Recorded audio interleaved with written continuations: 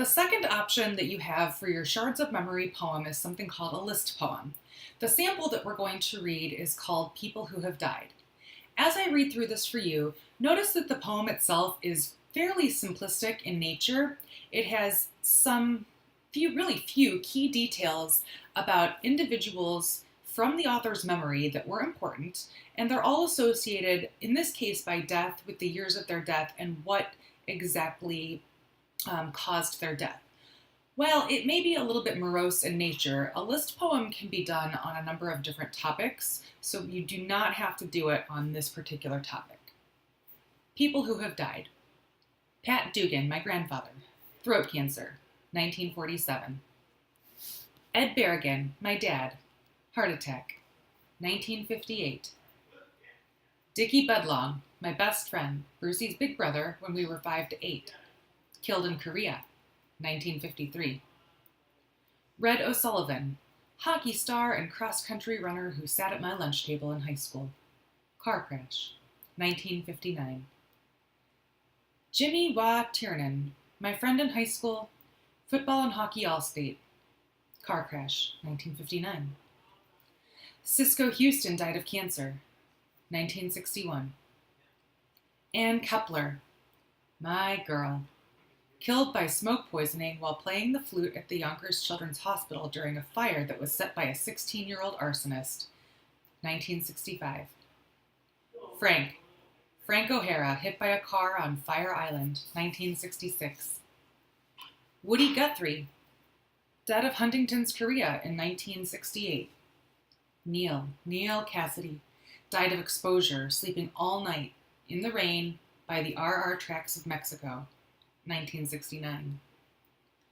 Franny Winston, just a girl, totaled her car on the Detroit-Ann Arbor Freeway, returning from the dentist, September, 1969. Jack Kerouac, died of drink and angry sickness in 1969. My friends whose deaths have slowed my heart stay with me. This poem is by a man named Ted Berrigan.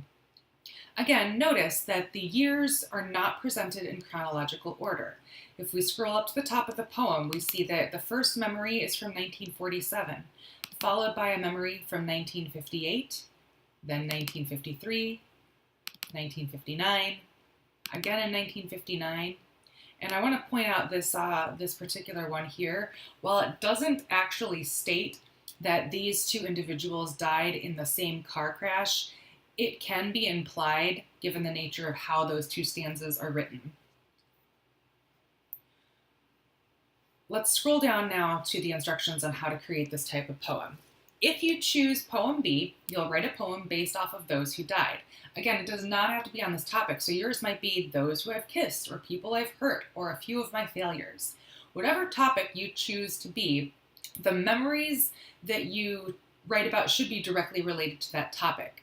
I wrote a poem of these a number of years ago in a college class, and I wrote, I believe, if I remember correctly, the name of the poem was All of My Sisters. I actually don't have any sisters. I have 2 brothers, but my sisters were those individuals that I wrote about that were so dear and near to my heart that they were considered family to me. And this included some males as well, so it wasn't just females that were included on this list. So keep each item spare, but vary them enough so that the poem never gets monotonous. We don't want every single stanza sounding exactly the same. End each item with the date that you wish, but in the final draft, you may wish to leave out the dates altogether, and that's okay as well. You may wish to vary your lines more than Berrigan does, and that's okay as well. Remember, there is ultimately only one essential rule for writing. It must be interesting to read. So cross off anything that's interesting to read and replace it with something that is, but don't be overzealous with your words. We don't need to write a book here. We only need short, key details for the shards of your memory.